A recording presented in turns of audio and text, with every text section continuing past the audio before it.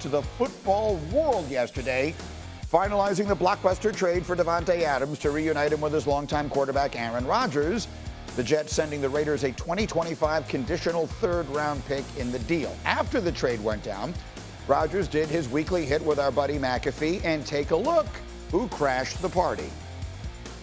Okay, so as soon as you hear the news, what's that? Well.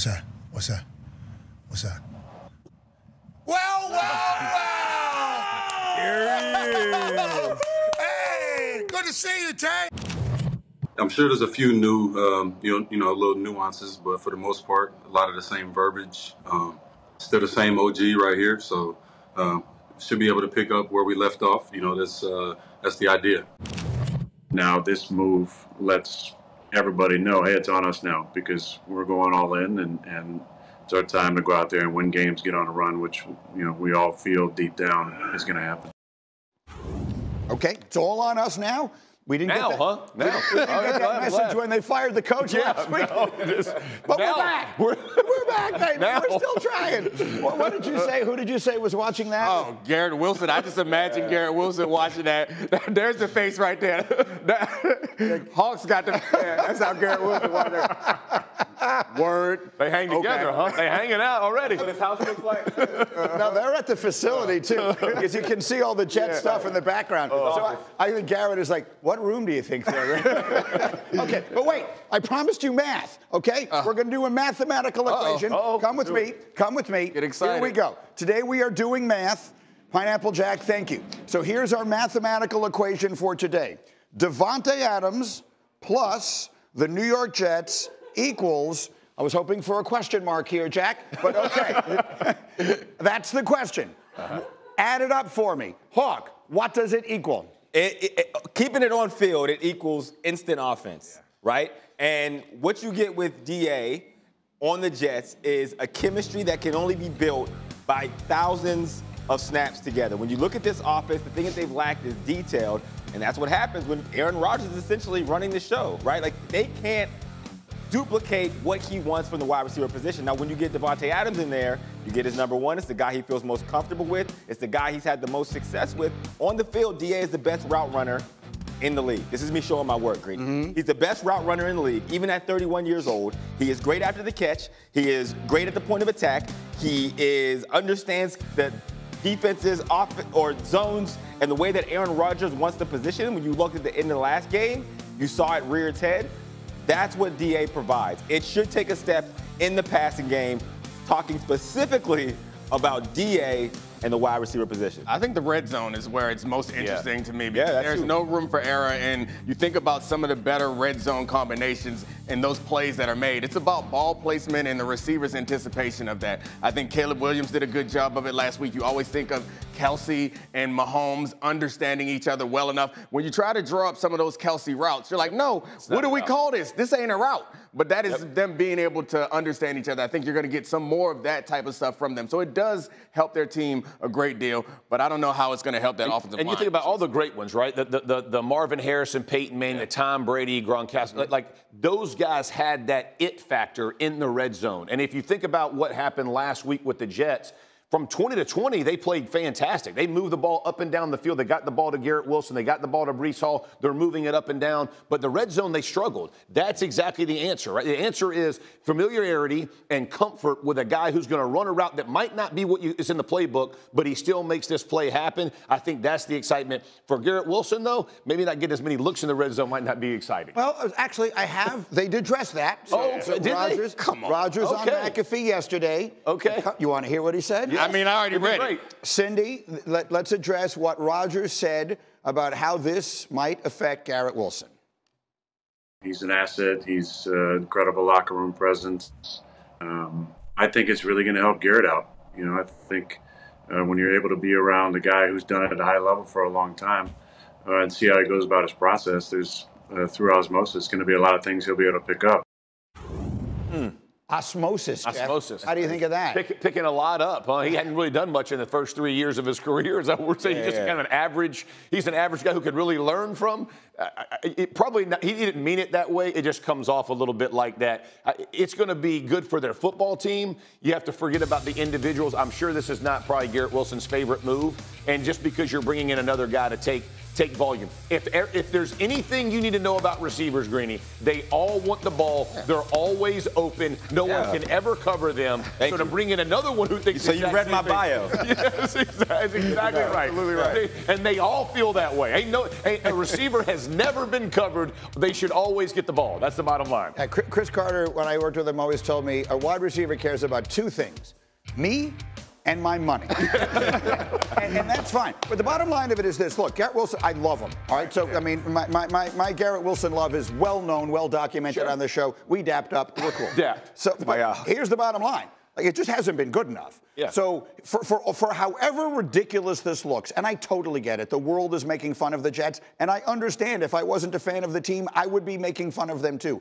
But the way I positioned this on Twitter yesterday was, this is the desperate act of a desperate team, but it is 100% the right thing to do. They have been put together to go all in. If you're going to go all in, like someone said to me, well, they're mortgaging their future. Their future is so mortgaged, it's ridiculous. Whenever this little stretch of time comes to an end, they're going to be the worst team in the league for 2 years. Yes. You got to try and win a championship. This gets them closer to it. Yeah, I can't disagree. All right, excuse me. I have to agree with you on that. That's the right move at the right time. I think you don't want to get ahead of yourself and assume that it's going to solve all of their problems. It's going to make them better because adding talent always makes you a little bit better. But there are dynamics that we cannot anticipate. Adding another person into this locker room where you've already gotten rid of the head coach and there's already some tension and pressure, a high-pressure situation. So I know that Garrett Wilson is going to be a professional, and I know that he's going to be good in this situation, but I can't move away from the fact that he's been there for a while. He has relationships with guys. He's a proven receiver. Yeah. I was balling with Zach Wilson, sir. Oh, man. I'll have you know that I know how to play. Yeah. Like, it's a tough situation. I'm sure once they win, if they start winning, it'll be okay. If they don't start winning, it's not going to be as pretty. Winning cures all ails. But let's be real about Woody Johnson as well. He fires his coach, they lose. So you nuked it and it didn't work out, right? So now he's sitting there going, well, what's my next move? My quarterback hasn't played well. Nearly as well as we expected. We expected a decent defense. We're winning, we're 5-1, whatever it is. So how can I let my quarterback play better? Let's go bring in his blanket. Let's bring a security blanket. Let's bring it in. Don't worry about Garrett Wilson. We'll take care of him when his time comes. Because Davante is a rental as well. You don't know, he might only be there for a year. So this is literally, he showed Jerry Jones what all in is. Right. That's what Woody Johnson did. Yeah. Hey, and he's making his quarterback as comfortable as you can. Yeah, right. And if you're going to do it, hey, Antonio Brown went to Tampa, like AB went to, they're going to, whoever they feel like as their guys, go get them, man, and see what, it may not work out, it may. And I agree. On the field, on paper, this all makes sense. And Davante, like I said, all about his wide receiver, ability. Yes, the dynamics are the important piece here for the Jets, because I don't feel like the reason why they're in the situation they're in is solely based on the field. And for a guy like Garrett Wilson, you just work in progress to me. I have back-to-back 1,000-yard seasons with the worst quarterback situation in the league. I'm in a contract year. I can renew after this year. So I get that it hasn't matched up with him and Aaron Rodgers, but that shouldn't solely be based on Garrett Wilson, right? And I'm all for a quarterback who is of the experience and respect level of Aaron Rodgers coming in and wanting his guy as a security blanket, a la Gronk to Tom Brady. But you should make everybody else better, as well as having your security blanket. Let's make sure we're clear, too, that Garrett Wilson gets targets. Yeah. Most targets in the league. The number one most targeted receiver in the league. Yeah, so let's not pretend like he's not getting cuts in this thing. Like, he's getting cuts. So that part is going to have to reduce. That's going to. So if you're Garrett Wilson and what Chris Carter said, my catches, so me and my money, that's going to be limited. But it's only his third year. It's not his fourth year. Look, Garrett Wilson is much too good good not to be fine when all this is said and done. He's going to be fine. Whether in the short run, he may not love this, but in the long run, if they win, it's going to work out great. And if they don't, then both Rodgers and Adams will be gone next year, and it'll be fine. Couple of different thoughts on this. It'll be fine. Well, it'll be fine for him. I mean, the Jets will be the worst team in the league, but someone will be throwing him the ball. A couple of thoughts on what you said. Look, my criticism of Woody Johnson, I don't take back any of it, but this was the right thing to do. Yes, for sure. This genuinely is teaching Jerry Jones what all in actually means. Two, this deal was made long before they lost that game against Buffalo. Right. Because the trade was, the news was announced after we went off the air yesterday, and by the time I got home in a cab, Davante Adams was in the building. He was there that night. Diana Rossini was tweeting that he was already there. So this deal was long since. It was happening regardless of what happened on Monday night. Absolutely. Obviously, and it is 100% the right thing to do. Now, does it solve their problem? I'm not even sure it addresses their problems, right? Their problem is their offensive line. That's the only real legitimate concern. But right. I mean, it does. I agree. It doesn't address their problem, but sometimes you can overcompensate. So, like, let's say hypothetically you aren't the handsomest person in the world. Make a lot of money. It sure helps. So I think that is the strategy. Why are you looking at me and saying that? I mean, just no. You're eye to eye. Kind of. It was like I was looking over your shoulder. You're a pretty man, Greeny. But I just think that generally that. If that's what's available, that's the best piece out there on the market, and it fits perfectly with what your quarterback wants to do. So yes, it does not address their problems, but maybe their problem becomes less important if they can lean on the experience of Aaron Rodgers. It will help their problem being the offensive line. The offensive line is older as well. Aaron Rodgers isn't the only one, right? They bring in tackles that have. Having two options and the ball and timing and rhythm of your offense increasing and the speed of the ball coming out will benefit this offense. The other thing is the change at offensive coordinator. The way that the Jets approached Monday night's game, I know they didn't win, but they got Breece Hall involved. That helps the offensive line. They got Garrett Wilson involved early and on the little drag routes, right? Getting the ball out of their hand where they're not going to get exposed in 5- and 7-step drops. With Davante Adams being added to this equation, I think the rhythm of the offense speeds up, and that will be a benefit to an aging offensive line as well. Let's show you a couple of different things that we have here. Can we put up A30? So just in case you're wondering how good the combination of Aaron and Davante was, well, this is how good it was. Since the merger, only 2 other quarterback-receiver combos have made it first-team All-Pro back-to-back seasons.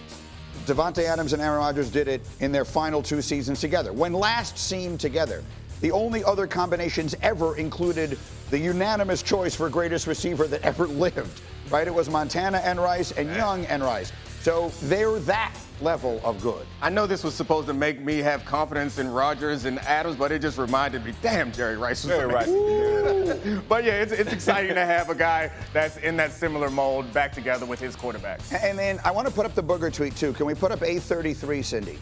Because, you know, here's just speaking on behalf of all of the skeptics and all of the cynics out there. My dear friend, Mr. McFarland, tweeted, "Can't wait for the Jets to get Adams and still be bad.